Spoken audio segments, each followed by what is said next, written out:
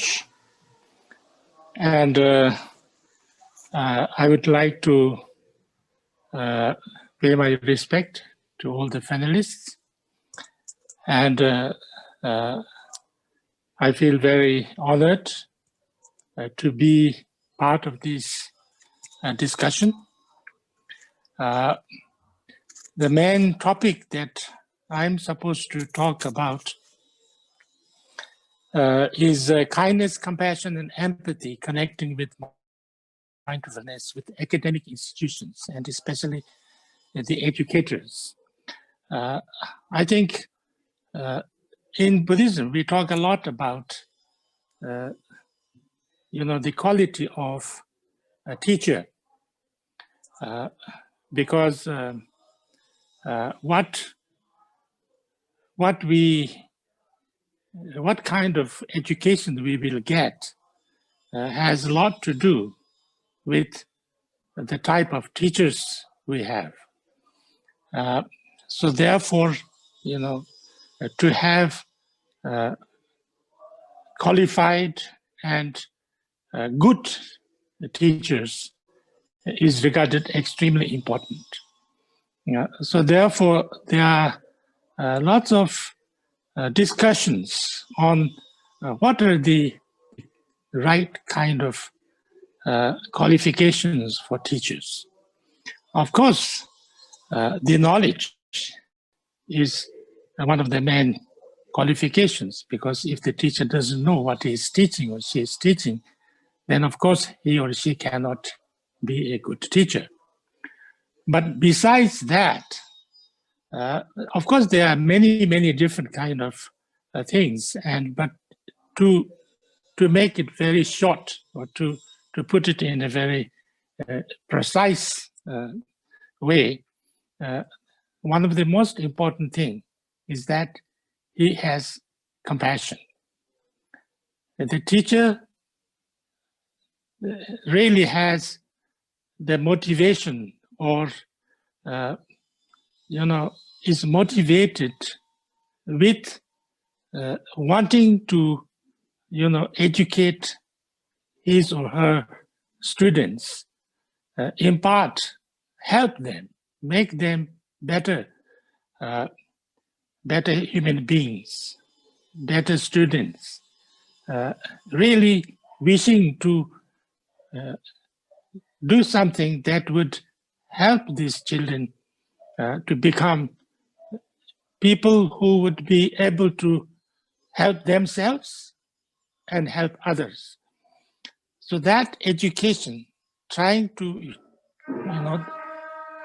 if that quality, the compassionate, whether you can call it compassion or empathy or kindness, whatever you call it, that becomes very important qualification of the teacher. And if that is not there, however highly intelligent or highly educated that teacher would be, he or she would not be considered as a good teacher. Because of that,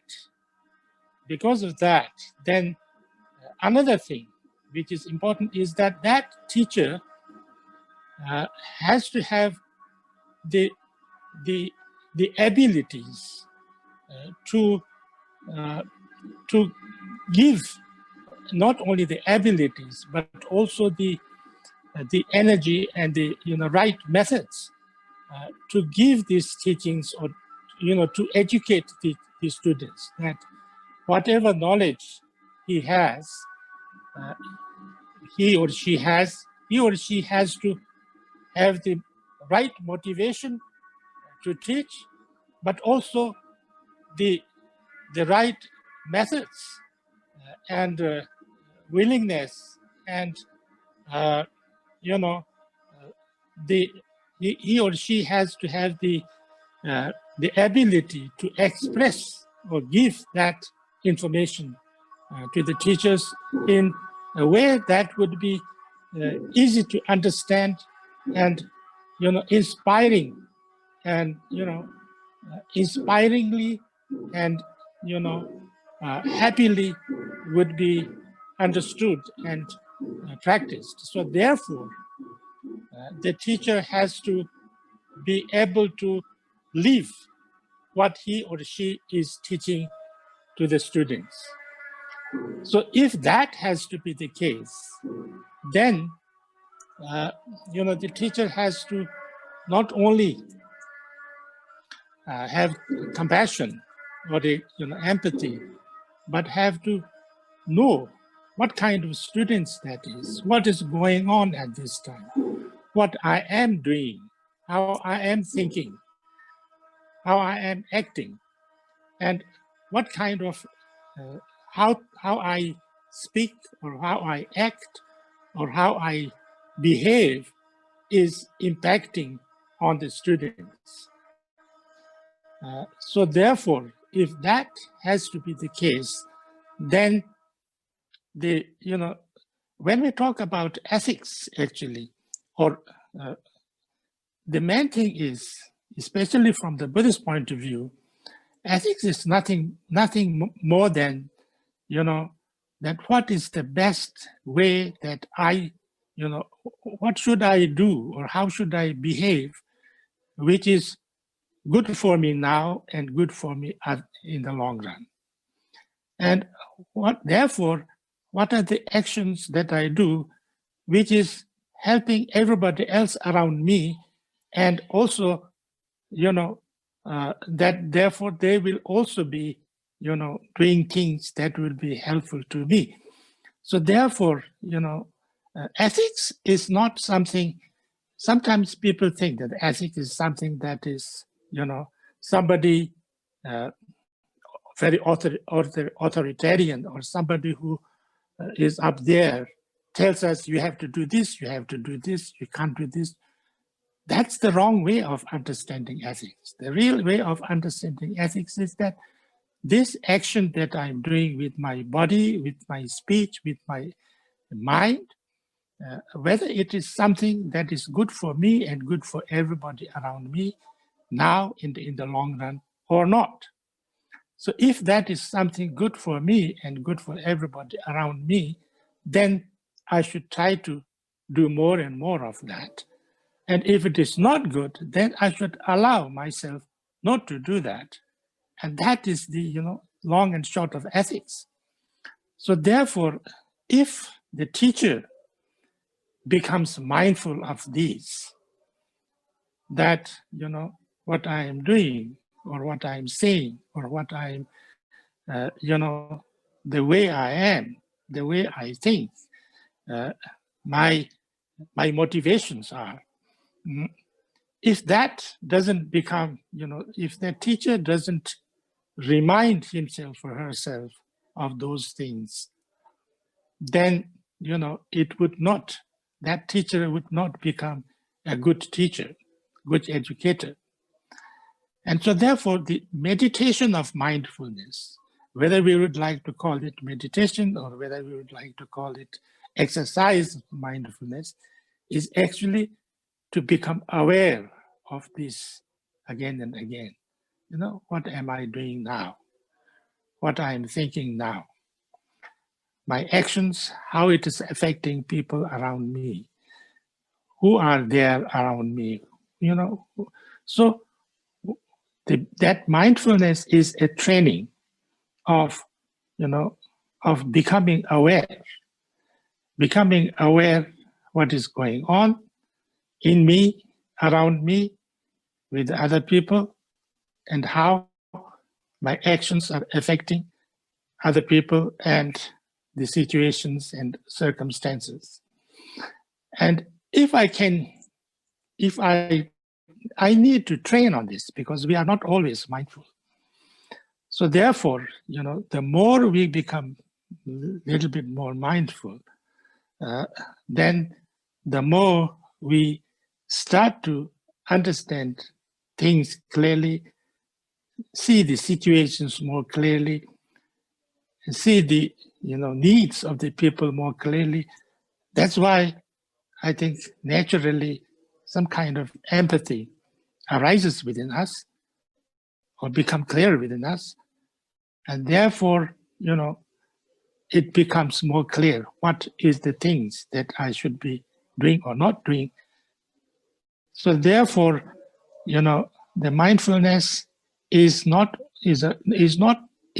actually a training for empathy, for compassion, for mindfulness, and especially important for the teachers. And so therefore, I think the teachers, of course, parents are also teachers. Parents are the first and most important teachers. And when we try to, the parents and the teachers are who actually influences the students, and how the children become, what kind of children's they will become, what kind of human beings or adults, very much depends on the influence of teachers and parents, and of course the society as a whole. So therefore, one of the main important things for the teachers is that, if at the moment, I have whatever I little know about, I'm not totally educated in the new system, in the modern system of education. I had a totally different kind of education system. But I taught in the modern education system for, about 20 years or more than 20 years, about 17 plus 8 is how much? Anyway, that long I was involved in education and things like that. So I find that actually there's very little kind of discussion about, only thing is about passing the exams and competition. Competition becomes the most important thing. How much marks do I get, and things like that. It's not a bad thing in a way, but if that becomes the main thing or only thing, then what happens is, when all the children reach the age of like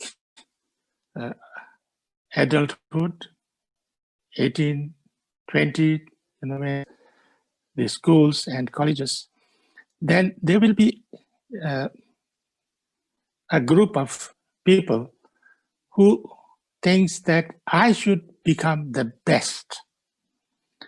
I should be the better one. I should be the first in everything. And doesn't matter what happens to the other people. If everybody thinks like that, then there will be a lot of people only competing. Those people, anybody who is a little bit better than you become jealous. A little bit lower than you feel you look down on them. And everybody who is supposed to be equal to you, you want to pull them down. You want to become better than that. And if that becomes the way we become, then how can there be kindness? How can there be compassion? How can there be harmony? They're bound to be disharmony. They're bound to be, fighting. They're bound to be all the things that's happening in the world. More greed, more competition. So therefore, that has to change. If we need a society with, with compassion and kindness and empathy, a society where people want to help each other, people want to become friends, want to bring harmony, then we need to have a slightly different attitude at the level of, school, right from the beginning, where, important is how I, what kind of person I become, more happier, more kind, more friendly, more, with more kind of, because we all like, not only like, but we really crave that people be kind to us. Nobody wants nobody likes if somebody is unkind to you. But then, am I kind to everybody? So we need to learn not only expect kindness from others, but try to become kind. We want friends, but we cannot just sit there and the friends come. I have to become a friend.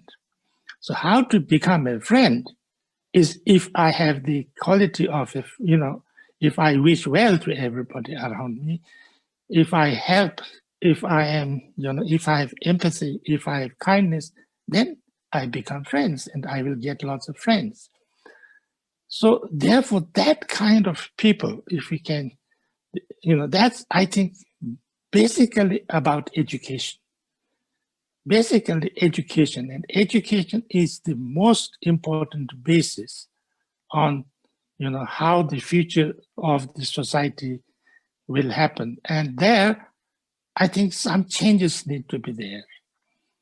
Because if the attitude that we are doing now as a mass production of graduates, postgraduates, and the only way is that I have to pass and I have to have better marks than everybody else, and I have to be better than everybody, then we can't have